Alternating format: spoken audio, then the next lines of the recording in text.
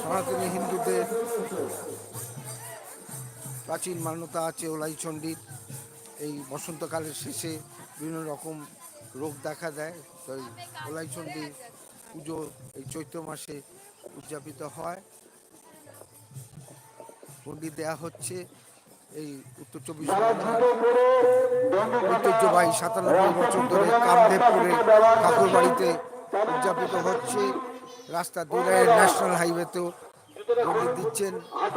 বলা উচিত নয়, এক প্রতিবন্ধী মহিলাও মনের জোর আস্থা দুটোই আছে, স্বাভাবিক অসুবিধে আছে, পণ্ডিত দিতে পারছেন না। ঘোষণা রাখছি কামদেবপুর ওলাইচণ্ডী তলার বাৎসরিক মেলা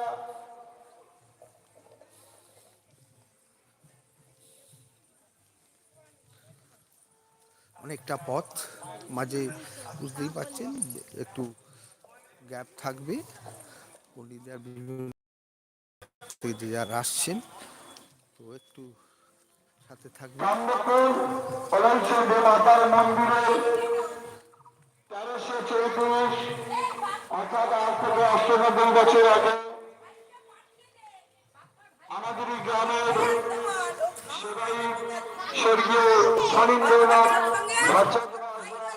তার স্বপ্নাদেশে মায়ের এই মূর্তিটির কাজ, তারপরে আরো আসবে তো এই সময় একটি বিছানার উপরে ঘরের মধ্যে স্থাপিত করা হয়। ওলাইচণ্ডী পরবর্তী প্রজন্মে মায়ের মন্দিরের দিকে আমরা এগিয়ে যাই। স্বর্গীয় এদিকে ন্যাশনাল সত্যনারায়ণ হাইওয়ে নাথ উপরে তার ভাতৃদ্বয়ের কামদেবপুর অবৈতনিক প্রাথমিক বিদ্যালয়। সেই ভূমি তারা এই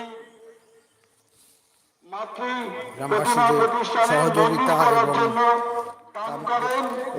সেই তখন থেকে ঠাকুরবাড়ি দিন ধরে কামদেবপুরের এই বাৎসরিক পল্লী পূজা, উন্নয়ন সংস্থা তারপরে মেলা যৌথ শুরু উদ্যোগে হয়।